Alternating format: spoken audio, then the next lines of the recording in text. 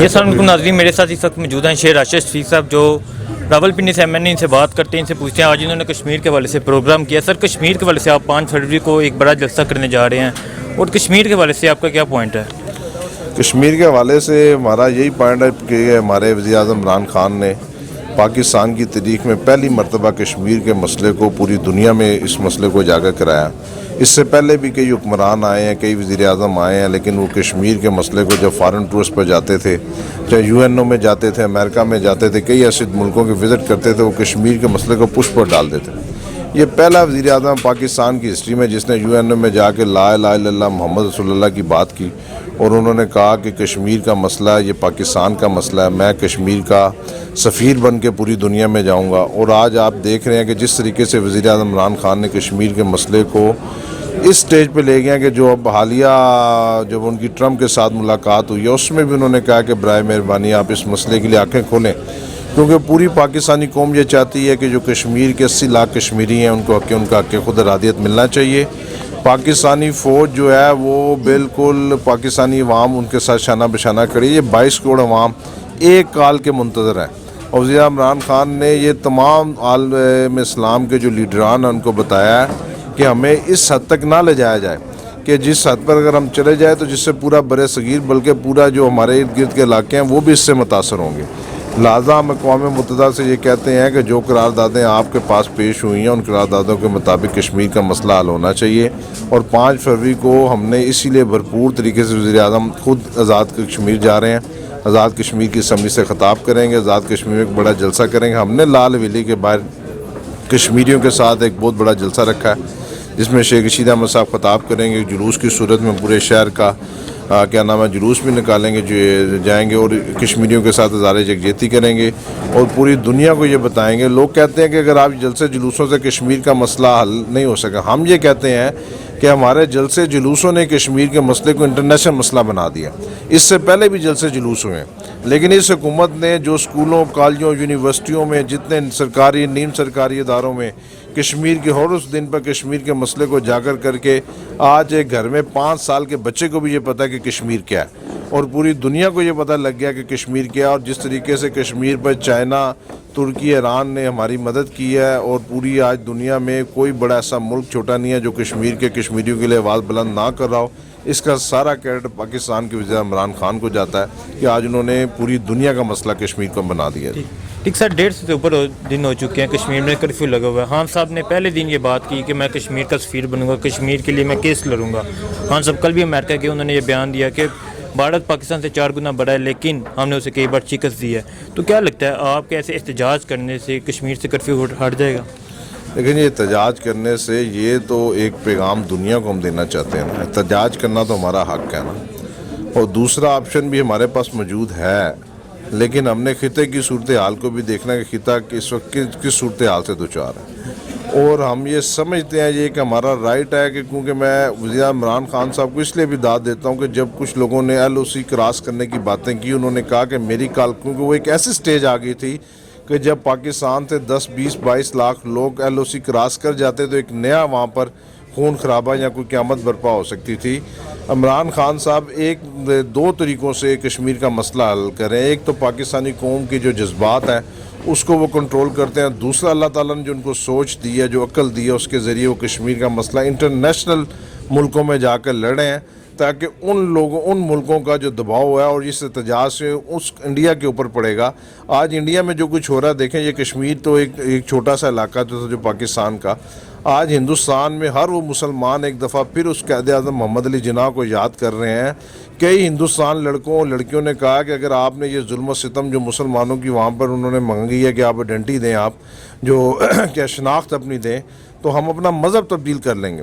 یہ بھی ہندوستان کے لیے ایک لمحہ فکری ہے کہ جو ہندو مذہب کے لوگ ہیں وہ کہتے ہیں اگر آپ نے مسلمانوں کے ساتھ یہ ظلم و ستم کیا تو آپ ہمیں مجبور مت کرنا کہ ہم مسلمان ہو جائیں گے. یہ بھی ایک پاکستان کی جیت ہے کہ ایک چھوٹے سے کشمیر کے حصے کو اگر وہ اس وقت حل کر دیتا، آج ہندوستان کے ہر اس شہر میں، ہر اس چھوٹے سے چھوٹے گاؤں میں اب جو مسلمان جو لوگ ہیں وہ اپنی شناخت کے لیے سڑکوں پر نکلے ہوئے ہیں، اور ہندوستان کا جو ایک بھیانک چہرہ تھا آج پوری دنیا کے سامنے آ چکا ہے. وہ ہٹلر کی صورت میں آیا اور پوری دنیا اس پہ تھو تھو کر رہی ہے. کہ وہ سمجھتا ہے مودی یہ سمجھتا تھا کہ وہ اس قسم کی حرکت کرنے کے بعد فیمس ہو جائے گا. آج پوری دنیا میں مودی کی کوئی عزت نہیں ہے, وہ چھپ چھپا کے پھرتا ہے. اور انشاءاللہ تعالیٰ میں آپ کو یقین دلاتا ہوں کہ کشمیر کا مسئلہ مجھے پورا خدا کے ہاں پورا بھروسہ بھی یقین بھی ہے کہ وزیر اعظم عمران خان صاحب کی قیادت میں, جنرل باجوہ صاحب کی قیادت میں کشمیر کا مسئلہ حل ہوگا. ٹھیک سر, حکومتی حوالے سے بات کرتے ہیں. جیسے کہ آپ نے بات کی مہنگائی ہو چکی ہے, لوگ تنگ ہیں, آٹے کا بحران کی بھی بات ہوئی, تو کیا لگتا ہے آٹا کہا جا رہا تھا میڈیا پہ کہ اگر مل رہا ہے تو 1400 کا 20 کلو مل رہا ہے, ورنہ مل ہی نہیں رہا, اگر مل رہا ہے تو قطاریں لگی ہوئی ہیں, ایسا آپ کو کچھ نظر آیا؟ پنڈی میں تو کوئی ایسا مسئلہ نہیں ہے. پنڈی میں 4 دن جب سے عمرے پہ گیا تھا واپس آیا ہوں, جب میں گیا تھا کوئی ایسا بنا. اب بھی آپ جا کے دیکھ لیں, آپ پبلک پارک کے باہر جا کے دیکھ لیں, چاندنی چوک دیکھ لیں, ہر سبزی منڈی کے باہر جا کے دیکھ لیں, چھوٹے سے چھوٹے کرانے سٹور پہ دیکھ لیں, ہر بندے کو آٹا مل رہا ہے. ضرور اتنی مہنگائی نہیں ہے, کچھ ذخیرہ اندوز لوگ ضرور ہیں, اور اس پر اب گورنمنٹ نے ایکشن لیا ہے. جو پرائس کنٹرول کمیٹیوں کے انچارج ہیں وہ بھی AC اور DC بھی میدان مارکیٹوں میں آئے ہیں کہ اگر ریٹ پیچھے سے ریٹ لسٹیں سے لوگوں نے تجاوز کرنا شروع کر دیا, اس پر میں نے خود, انہوں نے مجھ سے کہا کہ ہم بھاری جرمانے کریں گے, جرمانے سے بھی اگر لوگ باز نہ آئے تو لوگوں کو ہم انشاءاللہ جیل میں بھی ڈالیں گے. اس لیے ڈالیں گے کہ گورنمنٹ کا ریٹ ڈیسائیڈ ہے دکانداروں کے ساتھ, وہ جان بوجھ کر بھی 10 والی چیز 15 روپے میں بیچتے ہیں اور کہتے ہیں کہ تبدیلی آ گئی, حالانکہ وہ چیز 10 کی مارکیٹ میں موجود ہے. لوگوں کو یہ نہیں پتا کہ بیچاروں کے پیچھے مارکیٹ کا کیا ریٹ چل رہا ہے. اب سٹی ڈسٹرکٹ گورنمنٹ نے یہ کیا ہے کہ ہر اس مارکیٹ میں انہوں نے بڑی منڈی اور چھوٹی منڈی کے ریٹ لگائے ہیں.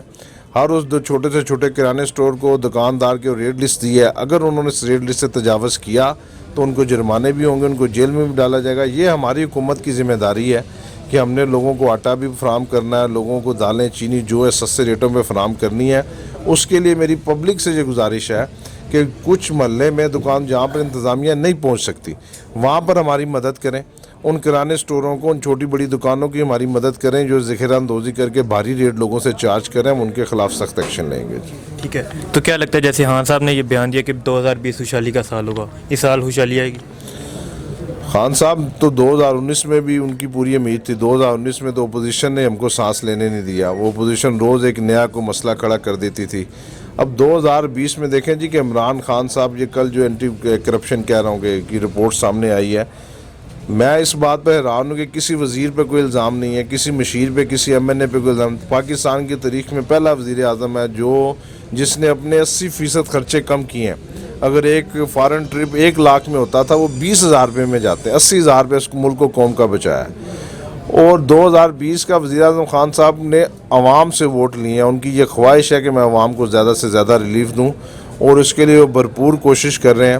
اور کچھ ایسی قوتیں ہیں, کیونکہ یہ میڈیا کے کچھ ایسے چینل ضرور ہیں جو عمران خان صاحب کو کیا نام ہے وہ نہیں دیکھنا چاہتے, وہ روز ایک چیز کو فوکل. اب آپ دیکھیں ایک چینل جو ہے وہ کسی دکاندار سے جا کے ریٹ نہیں پوچھتا, وہ خود ہی کہتا ہے جی کہ آج چینی کی شارٹیج ہوگی, آٹے کی شارٹیج ہوگی ہے, اور جا کے کسی بندے سے نہیں پوچھ رہا, کسی سٹور والے سے نہیں پوچھ رہا جی آج سندھ میں یہ ہو گیا, آج پشاور میں یہ ہو گیا. حالانکہ حالات ایسے نہیں ہیں, کچھ جگہوں پر پرابلم ضرور تھی. آٹے کا بحران جو تھا وہ آنا تھا, کچھ کی نشاندہی پہلے کی گئی تھی. اب وہ کیا نام ہے ان کو لگایا گیا ہے, جو IG ریلوے تھے, کیا نام ہے ان کا, واجد ضیاء صاحب کو, DG FIA جو ہیں وہ اس کی وہ انکوائری کر رہے ہیں. وہ بڑے ایماندار افسر ہیں, 2-4 دن میں پتہ لگ جائے گا کون سا مافیا اس کے پیچھے تھا. لیکن اس وقت راولپنڈی شہر کے حوالے, صوبہ پنجاب کے حوالے سے میں یقین سے کہہ سکتا ہوں نہ آٹے کا کوئی بحران ہے نہ چینی کا بحران ہے.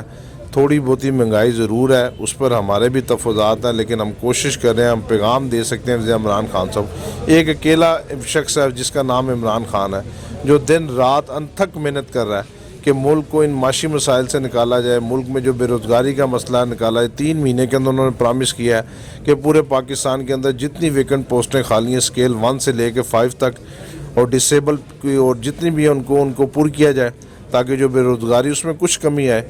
تو انشاءاللہ تعالی ہماری پوری امید ہے کہ 2020 پاکستان کی عوام کی خوشحالی کا سال ہوگا. ویورز کو کیا پیغام دینا چاہیں گے؟ ویورز کو میں یہ پیغام دینا چاہتا ہوں کہ آپ عمران خان صاحب پر اعتماد کریں, کیونکہ اس ملک کا 63% طبقہ یوتھ ہے جنہوں نے وزیر عمران خان صاحب کو منتخب کیے ہیں. ان کی امید ہے عمران خان صاحب.